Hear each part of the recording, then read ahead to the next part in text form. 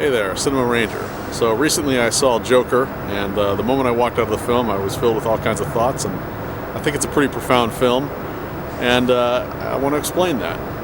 Right before I saw the Joker, I noticed a headline and I read it. I didn't read the article, but the headline read something to the effect of, there's evidence to be gleaned from the film that the whole thing takes place inside Arthur Fleck's head, and I thought that was kind of interesting, but I was hoping that the film would be more complex than that. As it turns out, it was more complex than that. Right off the bat, one of the most interesting things about the film is the fairly unique performance that we see from Joaquin Phoenix. Rather than the aggressive sociopathic Jokers that we have seen in past cinematic versions, this one is really defined more by his meekness and his ineffectualness. And I think that is immediately where we can begin to do a deeper case study of what this film is exploring.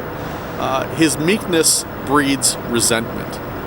He sees in other people a success and value that he himself certainly does not possess. That resentment is presented to us in a myriad different forms. I really begin to notice it. The idea of resentment really began to crystallize for me in the movie theater scene when a bunch of very wealthy people are watching Modern Times by Charlie Chaplin. And of course, Chaplin films were originally for the masses. They were a celebration of just a common person overcoming the foibles of life and surviving industrialization and sort of making something of themselves. And they were made for regular people. But if you think about it, in the modern era, Chaplin films and films like that have sort of become co-opted by the wealthy and by the elite.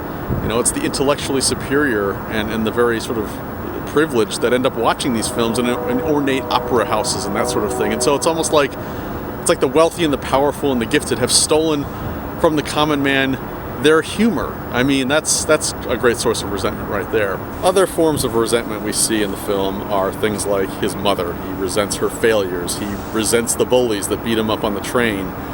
He resents the girl down the hall who's attractive and doesn't care about him. He's filled with all kinds of bitterness when he recognizes people in his life who seem to be functional or should have been functional but are not.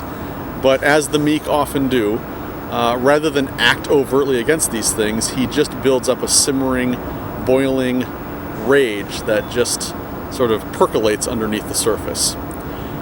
Now, the interesting thing about this film, and this is where the whole, is it real or is it a fantasy thing, starts to gel and become much more relevant, because what we see in Arthur Fleck is that, at least initially, when he lashes out or when he takes action, that many of these things, many of these bold choices and actions he makes are actually just fantasies. They're just things he dreams of doing, which is actually fairly consistent with the spirit of resentment. I mean, after all, if we were capable of action, we wouldn't really need resentment. Of course, when we start talking about resentment, it's worth noting that resentment isn't just some, feeling we have inside. Resentment has a place in our philosophical discourse. Nietzsche theorized that resentment was sort of the source of Western culture. Now, this is relevant because what we see in the film is that not only is Arthur Fleck himself a bitter, resentful individual, but this is a seed of venom that has sort of planted itself in society at large. We see these other individuals who bear the bitterness that he bears and acting out on his inspiration. They go out and conduct crimes and bring people down and cause riots and other things because Arthur has started off this rampage. He has basically given action to their meekness. But this is where things get really interesting, I think, because the thing about Arthur, and the thing that's clearly established throughout the film, is that our hero, in very many cases, doesn't actually do anything at all. He just fantasizes about doing things. And this is where I think things get especially interesting and profound, because the thing to understand is it isn't just a matter of Arthur sort of, imagining vengeance upon the people who have wronged him, whether they're bullies on a train or women who have sort of scorned him in some fantasy way, but rather he also fantasizes about the emergence of a hero to set right the very wrongs that his resentment creates. And that, to me, is where the film then takes a whole new leap into the realm of sort of a meta kind of thinking, which reflects everything away from the Joker and back on the viewer themselves. And really, the culture that begets a fascination with superhero movies in general. After all, one of the most prominent motifs in the film is mirrors, and on one level we can interpret the mirror as that kind of duality between the real and the fictional. There is the actual Arthur Fleck, and then there is the fictional, imaginary world that that he dreams up as he sort of concocts his different revenges. But another way to think about the mirror is for us. This is a culture that has become utterly preoccupied, not just with a huge volume of superhero films, but the constant act of repeating and regurgitating superhero stories that have been abandoned for whatever reason and then are restarted, whether it's Batman or Spider-Man or Superman.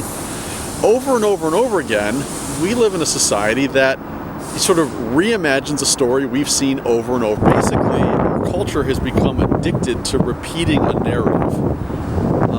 And it's like we are the Joker living in a box in which we fantasize about the destruction of our world because we are governed by a morality of resentment. We are generally meek because we do not act upon this resentment. And the only way that we can really sort of live our dream of seeing the world torn down the way it probably needs to be, if it is in fact dysfunctional, is to fantasize about that destruction.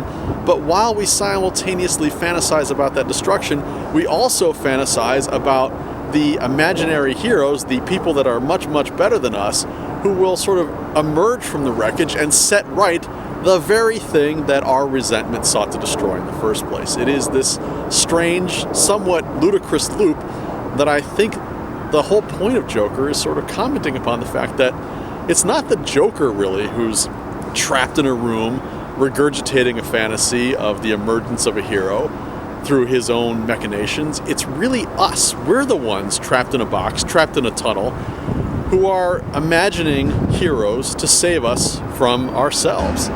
And that to me is what makes the Joker a pretty unique superhero film and a pretty necessary superhero film. It shows us that we're the ones who dream of destruction and rehabilitation, and that maybe we're the ones who need the therapy. I don't know. Anyway, I'm the Cinema Ranger, and I hope our paths cross someday.